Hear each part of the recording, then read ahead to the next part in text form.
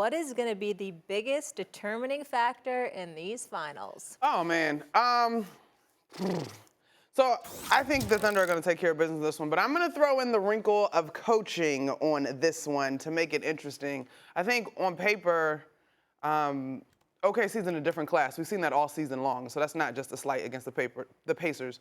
They are in a different class, but I do wonder if Rick Carlisle will have the opportunity to close that gap just a little bit, Molly, in terms of his experience having won a title in the league, having coached in plenty of playoff games, and this still being a little bit of new territory for Mark Daigneault.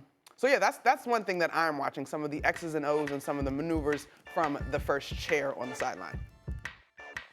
I love that point, Monica, because you have a guy in Daigneault that I think is pretty innovative with how he plays offense. So even seeing those two, but still defensively, some of those schemes that he'll use to counter some of the positive things that Indiana does is really going to be fascinating to me, because you're talking about one of the best defensive teams we've seen in a very long time, in decades, maybe in the history of the NBA.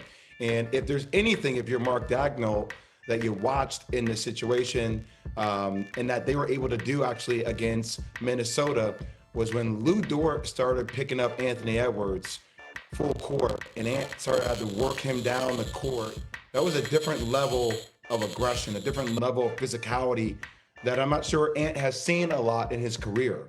Lou Dort, and Stephen A. talked about this last week, I don't think a lot of people recognize 6'4", 210, 215 pounds. He could be physically overwhelming for a lot of people. And one of the things that you saw that Tibbs did in the last couple of games against Indiana that started to make a difference was Mikal Bridges picking up Tyrese Haliburton full court. But it was a little bit of a shadow defense, right? I'm here, but I'm not really in you, but I'm just here to kind of hinder you from playing north to south. Lou Dort is going to be in his ass. He's going to be in him. He's going to be in his pocket. Go ahead, Monica. Do you think, because I've been thinking about this as a basketball person. Lou Dort, Haliburton, or Siakam? Like, which one do you think is going to be more? I don't know where I'm going in the rundown. I'm sorry, Kwaku, but I couldn't help it. I think you'll see a combination of both. Okay. Right, and how he's able to guard at different points of the game. Because I think Lou Dort actually can handle it. But see, Indiana doesn't really go to Pascal a lot in the half court from like ISO perspective, so it's a lot more continuity. But I do see Lou Dort being in the pocket of Tyrese Haliburton. I think there are going to be a lot of times Haliburton's not going to be able to bring the ball up the court. So I think you're going to see TJ McConnell and Haliburton playing a lot more minutes together and try to get Tyrese off the ball, because I think Lou Dort's going to be able to take him out of the equation from a north to south situation. I think it's going to be a very effective strategy by Daigneault. Wing defense is going to be the key to this series, because we've looked at Lou Dort. We've looked at Alex Caruso. I mean, Lou Dort is an all-NBA defensive player. And one could easily argue that the Oklahoma City Thunder have two dudes coming off the bench that are just as good, if not better, as defenders than him. And a guy like Alex Caruso and a guy like Cason Wallace and others in terms of their on-ball pressure. These are the kind of things that the Knicks were limited in what they could do because they didn't have the depth. That's not a problem Oklahoma City has. Correct. And then I bring up Dort, and this is the reason I bring up Dort. Ladies and gentlemen, I watched him against the Minnesota Timberwolves. I had to cover, obviously, NBA Countdown. We had to cover the last series in person in full effect. And I watched this dude just make sure he touched Ant-Man, Anthony Edwards, wherever he went, had his hands on him, just touched him, leaned on them, did all of that kind of stuff, bumped into him, just making his presence felt. Lou Dort is a linebacker playing basketball. That's what he is. He's a linebacker playing basketball. And I watched him switch from Ant-Man to Julius Randle on the wing. I watched Julius Randle, who is a powerful dude, at 6'8", powerful. Damn it, he's going left. That's the problem. He's going left. I don't give a damn. Go up, down the hill, around the block. Wait, he's coming left. You know what I'm saying? So, you know, that's who he is. He's going left, right? But I watched him put the ball on the floor, and he's incredibly powerful. And he saw Lou Dort on him, and he turned his back and tried to back him down and could not move him. No, Jay. He didn't even use the forearm. He went like this. And wouldn't budge. Not chest to chest. Would not budge on Julius Randle. This is a linebacker playing football. That's who Lou Dort is.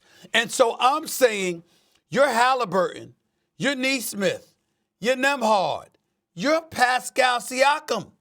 Whether it's Caruso, who's a bit taller, who, by the way, was successful in some people's eyes defending Nikola Jokic, or you've got Dort on guards like a Haliburton, like a Neesmith, like a Nemhard. You've got a Cason Wallace coming off the bench. You've got a Jalen Williams who's not a shabby defender. You've got a Shai Gilgeous-Alexander. Jalen Williams and Shai Gilgeous-Alexander are at least 6'6". They're not 6'1" like Brunson. They're not 6'4" like Josh Hart. They are at least 6'6".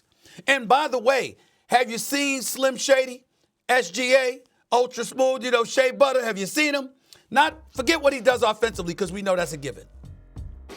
Have you seen this dude who looks so skinny just move people out of the way when he's going to the hole? Brush his cats off of him like nothing. They're strong. They're young. They got fresh legs. They body you up. They're physical. And nobody, and I mean nobody, takes a single play off defensively. And these dudes get you on the wing. What did they do to Minnesota? They chased Naz Reid, Jaden McDaniels, Dante DiVincenzo, all of these guys. They chased them off the three, made them put the ball on the floor in order to make shots, and that wasn't Minnesota's strength. They ended up shooting like 32% on pull-ups. This is what Oklahoma City does, and this will be the key to this series. This is why I don't think it's going to be a 7-game series. I see OKC winning in 6 because of, or 5, because of that reality. Wing defense. That's what they're going to do. SGA accounting for 41% of his team's points, looking to become the 4th player to win the scoring title, NBA MVP, and NBA title in the same season. How about them apples? On the other side of the court, Tyrese Haliburton accounting for 36% of his team's points while averaging nearly 19 points, dishing out almost 10 assists per game. SA, who's more important to winning the NBA Finals, SGA or Hallie? Honestly speaking, I think it's Hallie. I think without Hallie, Indiana, I mean, we're basically giving them a minimal chance to begin with. Without a productive Tyrese Haliburton, there basically is no chance. He's the playmaker. He's the straw that stirs the cup. He's the one that makes things go for Rick Carlisle and his offense. If he's not playing effectively, where does that leave them? You ain't gonna throw T.J. McConnell up in there and expect him to make that big of a difference against these piranhas known as the Oklahoma City Thunder. That ain't gonna cut it. So Haliburton's got to be, he can't just be productive, he's got to be special. That's not to say SGA doesn't have to be as well, because I do believe he does. But without Haliburton being productive, Indiana has no chance. Zero.